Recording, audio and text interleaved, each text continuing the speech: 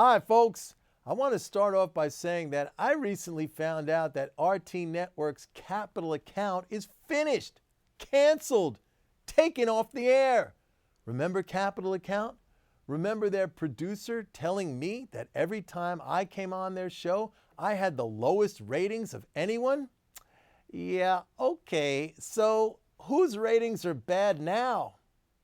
Well, he's out of a job, but their hot host, she's going over to Yahoo Finance. So I guess Yahoo Finance has decided to double down on that hard money, faux libertarian, neoclassical BS that they already spew. Anyway, today I want to talk some more about the platinum coin, which has gone viral everywhere. It's all over the media these days. And just to repeat, that idea came about in a blog comment that goes all the way back to January 2011 from a guy who calls himself Beowulf. And Beowulf, he's a member of our MMT group.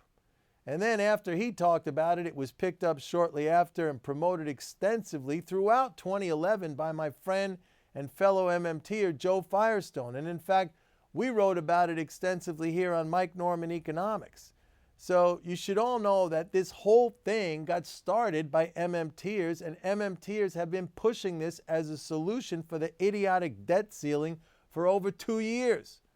Like all the other things, austerity, monetary operations, the debt, the deficits, quantitative easing, it's been the MMT community that has been in the lead on exposing and explaining these things and getting them right before anybody else. But anyway, getting back to the coin, it's totally mainstream now with arguments on both sides in support and against. But a lot of heavyweights have come out in support of the coin, like Paul Krugman. Opponents of the idea have a whole range of arguments like it's not legal, to it's just silly, or, you're just creating money out of thin air. Well, as far as the not legal and it's silly arguments, well, the legal arguments are well known, and no less an expert than constitutional law professor Lawrence Tribe recently said it's totally legal. And as far as the it's silly argument, well, if you think that's silly, then the debt ceiling itself is completely idiotic. But we have that. But it's the printing money out of thin air objection that I want to focus on. And if you're one of those people finding it hard to swallow for that reason, my question to you is, why? I mean, let me ask you something. What's a $100 bill? There's like 8 cents worth of actual intrinsic value in that bill. The paper, the ink. But it has a face value of $100. They can buy $100 worth of goods and services. How'd it get that? How'd it get that? How'd it get $100 worth of value? Out of thin air? Yeah, out of thin air. That's called seigniorage. It's the value brought to the government by the printing or minting of money. The government has that power. It's how all modern money issued by the government functions. The government literally decrees its value. It tells you how much of a tax liability it will let you off the hook for in exchange for its little piece of paper. That's where it gets its value.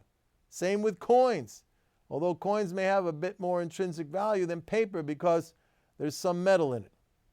And don't be misled by some of these comments that, money is the creation of the Fed, so the government is relying on the Fed to create money, blah, blah, blah. The Fed is the government.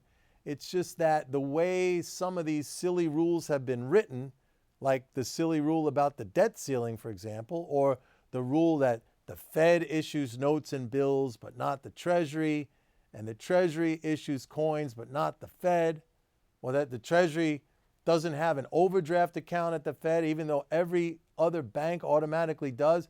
All these rules were created by government, and they can be amended by government, even those pertaining to the Fed itself, even the very existence of the Fed. But I don't want to get too far off message. There's nothing any different from minting $1 trillion platinum coin to minting a dollar coin, except for the fact that there's obviously a lot more seigniorage in the platinum coin. And if you find a platinum coin is just money out of thin air, then you should think about your $100 bills the same exact way, because they're money out of thin air too. It's all money out of thin air, and all government spending is money printing. That's why the debt is meaningless. The deficit is meaningless. There are no bond vigilantes, and if there are, they're powerless to do anything. The markets don't set interest rates, and we can't become the next Greece, and the government doesn't need to collect back its own money in order to spend. And forcing it to do so is completely idiotic. And finally, I just want to bring your attention to something. You've all probably seen that stupid debt clock. That's that clock there up in Times Square, or you can also find it on the internet, ticking away real time, millions of dollars per second. And it shows our national debt at $16.4 trillion, and it says that the debt per citizen is $52,000. That's supposedly what we're all on the hook for. And it's these insidious groups like Pete Peterson-funded Fix the Debt that use these numbers constantly to scare everyone and push us into austerity, even though that austerity benefits only those guys.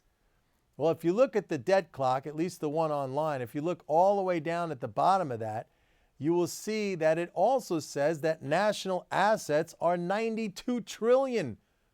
That's 6 times the national debt, and assets per citizen, 294,000. That's almost 6 times the debt per citizen. So how's that?